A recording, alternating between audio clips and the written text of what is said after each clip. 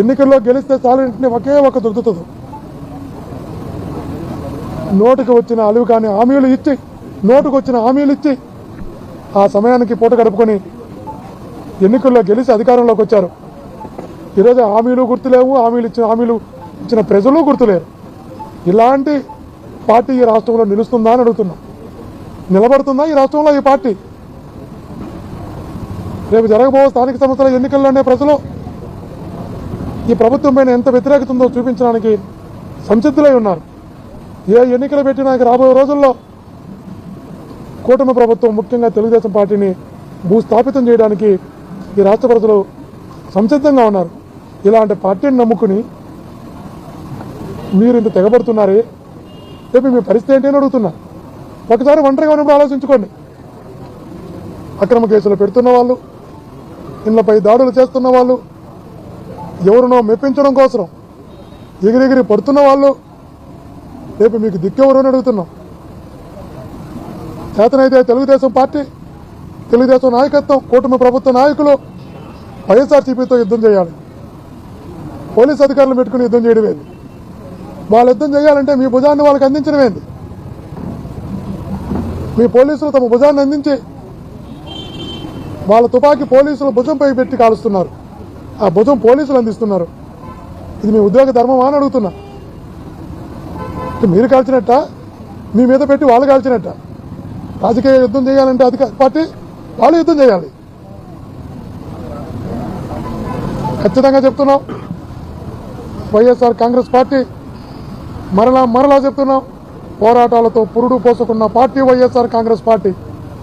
అక్రమ అరెస్టులకో, అక్రమ కేసులకో భయపడే ప్రసక్తి అంబటి రామన్నో, చివరెడ్డి భాస్కర్ రెడ్డి ఇంకొకరా కాదు. మా పార్టీలో ఉన్న చిట్ట చివరి కార్యకర్త కూడా భయపడు అని ఈ కుటుంబ ప్రభుత్వానికి తెలియజేస్తున్నాం. హోంమంత్రి చర్చకు రమ్మంటున్నారు చివరెడ్డి గారు. హోంమంత్రి ఏ డిబేట్ కైనా రెడీ అని ఈరోజు అసెంబ్లీలో చాలా సవాల్ విసిరారు. ఏ ఇన్సిడెంట్ కైనా సమాధానం చెప్తామని చెప్పండి. ఎప్పుడు వస్తుంది డిబేట్ కనుక్కోండి. బాగా అడుగుకున్నాం. డిబేటు బహిరంగ డిబేట్ పెడతాం. బహిరంగ డిబేట్ ప్రజలందరి సమక్షంలో డిబేట్ పెడతాం. ఆ డిబేట్ లైవ్ పెడతాం.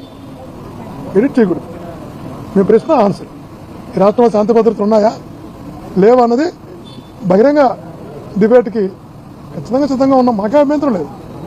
ఇప్పటికే పత్రికలో పరిమితమయ్యే స్టేట్మెంట్లు ఇవ్వకూడదు. అదే 4 గోళ్ల మధ్యలో డిబేట్ అవసరం లేదు. ప్రజల మధ్యలో డిబేట్కి సిద్ధపడితే ఈ ప్రభుత్వం పెడుతున్న అక్రమ కేసులు, ఈ ప్రభుత్వం చేస్తున్న అక్రమ అరెస్టులు, ఈ ప్రభుత్వం చేస్తున్న దాడులు, దౌర్జన్యాలు ఆధారాలతో సహా డిబేట్లో లైవ్ వేసి ప్రజలందరికీ చూపిస్తూ అన్ని ఛానల్ లైవ్ పెడదాం. హోంమంత్రి గారు వస్తారా, అంతకన్నా పై వాళ్ళు వస్తారా, ఎవరు వచ్చినా కూడా బహిరంగ డిబేట్కి ప్రజల సమక్షంలో పబ్లిక్ లైవ్లో ఈ రాష్ట్రంలో జరుగుతున్న దమనకాండ, ఈ రాష్ట్రంలో జరుగుతున్న దౌర్జన్యాలు, ఈ రాష్ట్రంలో మరలా చెప్తున్న అక్రమ కేసులు, అక్రమ అరెస్టులు ఆధారాలతో సహా నిరూపించడానికి సిద్ధంగా ఉన్నాం.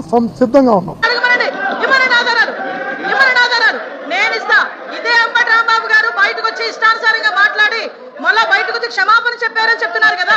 క్షమాపణ చెప్పే ఉద్దేశం అయితే వితిన్ పావు గంటలో వాళ్ళ ఇంట్లో వచ్చి బయటకు వచ్చి మాట్లాడుతూ నా కుక్కను కూడా టచ్ చేయలేదు, రేపు పోలీసు వస్తారు రమ్మని చెప్పినప్పుడు ఆ మాట్లాడు గురించి మాట్లాడినట్టు అంటే ఇలాంటి మాట్లాడి రచ్చగొట్టేటట్టుగా మాట్లాడి నిన్న జైలు దగ్గరికి వెళ్ళి ఇట్ట పాడతారు. ఆయన మాజీ మంత్రి అండి.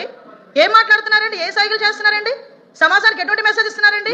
అలాంటి వ్యక్తి గురించి ఇలాంటి సభలో, పెద్దల సభలో ఇంత చర్చ అవసరమా?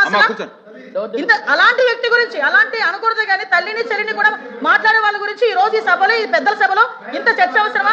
అతని గురించి వెనకేసుకు రావడం అవసరమా? అసలు మీకేమైనా అసలు సెన్స్ ఉందా అని అడుగుతున్నాను నేను. ఈ రోజు కనీసం ఆలోచన చేసుకోవాలి కదా. ఎలా పడితే మాట్లాడడానికి, ఏది పడితే మాట్లాడడానికి ఇది దేవాలయం లాంటి కౌన్సిల్, పెద్దల సభ ఇది.